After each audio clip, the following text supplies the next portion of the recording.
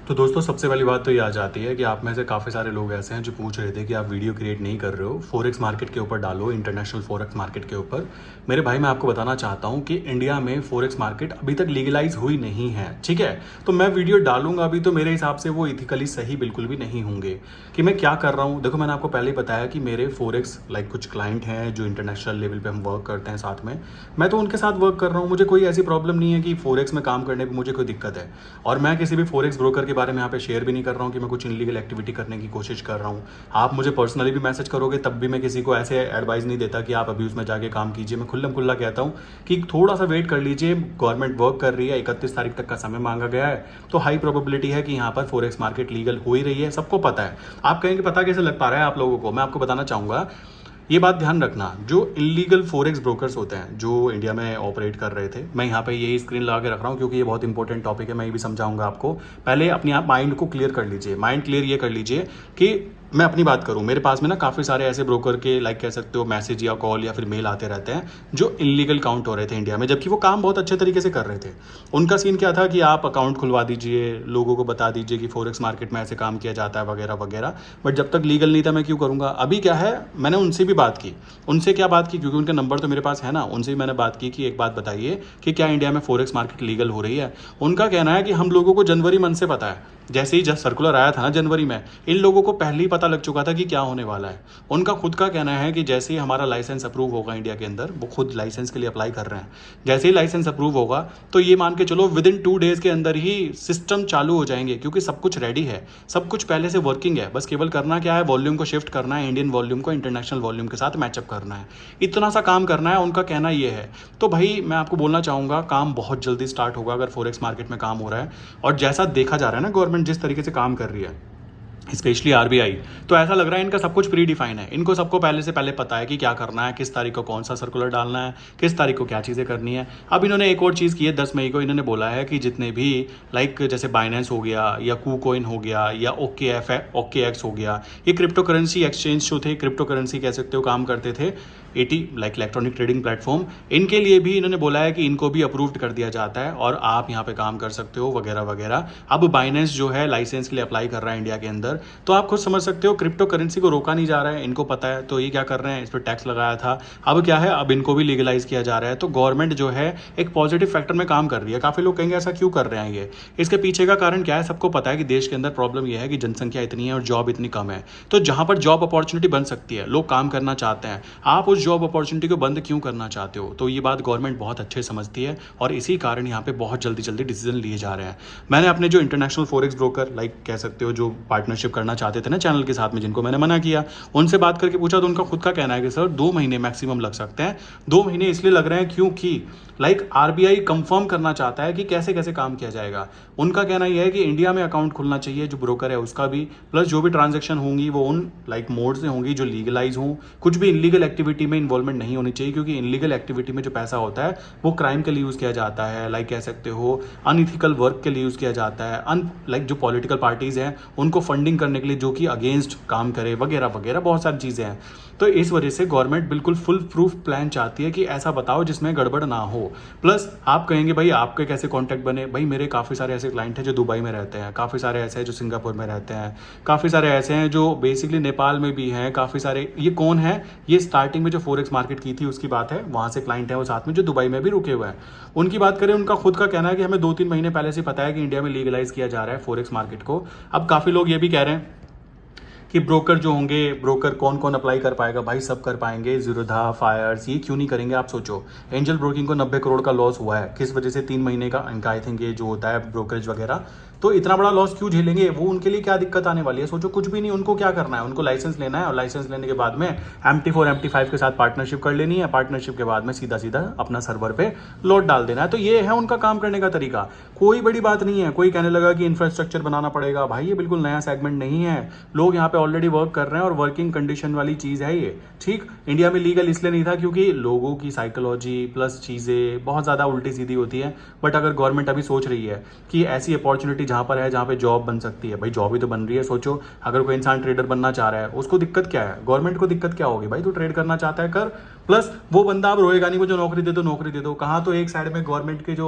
मुखिया हैं वो कहते हैं कि खुद का बिजनेस करो, और कहाँ वो एक साइड में सारे बिजनेस को बंद कर देंगे, तो कौन सा बिजनेस बचेगा? ना वो ट्रेडिंग करने देना चाहते, ना वो फॉरेक्स करने देना चाहते। स्टॉक मार्केट में वो इतना ज्यादा हाई मार्जिन कर दिया उन्होंने।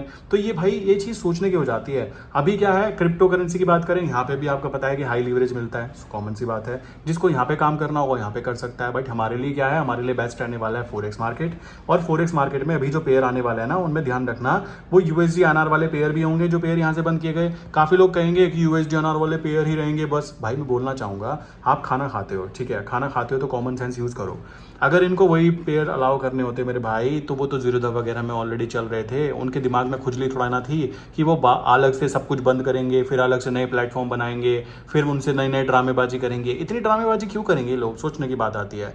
ये लोग जो लोग लाइक कह सकते हो आरबीआई है, ये क्या करेगी, आईएनआर पेयर तो होंगे ही होंगे, कुछ पेयर ऐसे होंगे जो नए आपको इंट्रोड्यूस करे जाएंगे, ठीक है। कुछ पेयर ऐसे होंगे जो इंटरनेशनल पेयर्स हैं, उनको अलाउ किया जाएगा।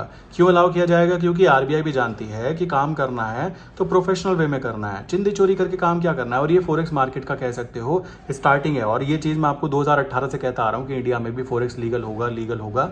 और आई थिंक वो समय आ चुका है, ठीक। अभी भी किसी को कंफ्यूजन है ना, तो आप क्या करो, आरबीआई का ना अभी आई थिंक 3 दिन पहले एक नोटिफिकेशन फिर से आया, सर्कुलर फिर आया कि उन्होंने बताया कि क्या क्या चीज़ें हो रही है, क्या क्या चीज़ें चल रही हैं, आरबीआई की तरफ से डाला गया है। सो आप वहाँ पे जाके भी देख सकते हो कौन कौन से ब्रोकर्स हैं, उन लोगों ने अप्लाई किया अभी तक के।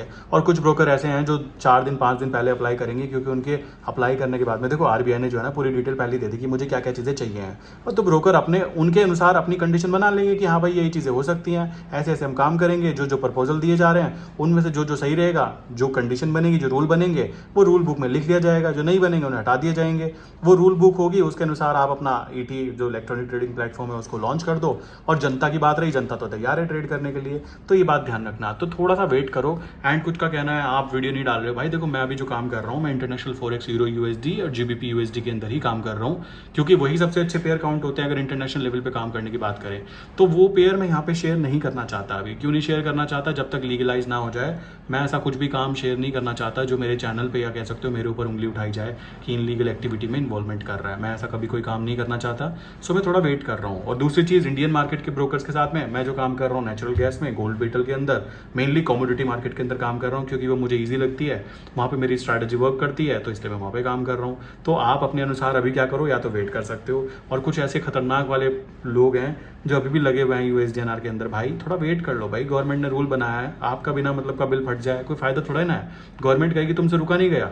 जब हम यहाँ पे रूल भी बना रहे हैं, आपको नोटिफिकेशन सर्कुलर भी दिखा रहे हैं कि आ रहा है, प्लस इंटरनेशनल फॉरेक्स ब्रोकर जो है वो खुद कह रहे हैं कि इंडिया में लीगल हो रहा है फॉरेक्स, प्लस इंटरनेशनल छोड़ो, वो इनलीगल ब्रोकर जो इंडिया में इनलीगल वे में काम कर रहे थे वो खुद कह रहे हैं जब लीगल हो रहा है तो हम तो लीगल हो जाएंगे, हमें क्या दिक्कत है। तो भाई आप भी थोड़ा शांत हो जाओ और थोड़ा सा वेट करो कि क्या चीज़ चल रही है।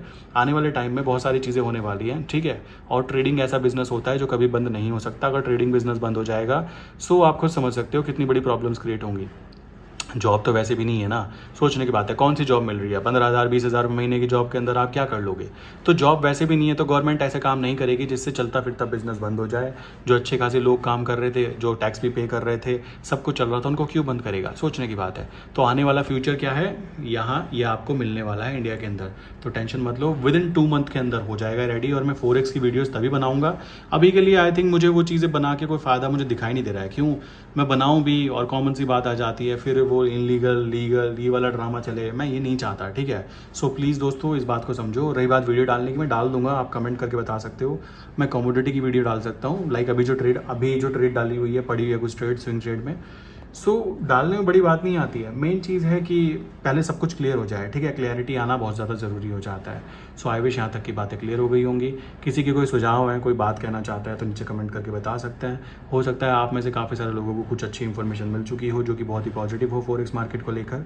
सो मेरी तरफ से तो यही कहा जाना चाहिए कि थोड़ा सा मेरे दोस्तों वेट कर लो। आपको पेयर भी मिलेंगे, आपको एक्स्ट्रा पेयर्स भी मिलने वाले हैं, आपको 24 घंटे 5 दिन वाला ट्रेड भी मिलेगा। उस जगह पे हम लोग एल्गो सिस्टम को यूज़ करने वाले हैं, तो बहुत सारी चीज़ें होंगी। प्लस वहाँ पे ऑप्शंस भी होंगे, बात ध्यान रखना। कोई कहे कि ऑप्शंस नहीं होंगे, वहाँ पे फ्यूचर जैसे USDNR FUT लिखा होता था ना, वही वाला पेयर मिलने वाला है आपको।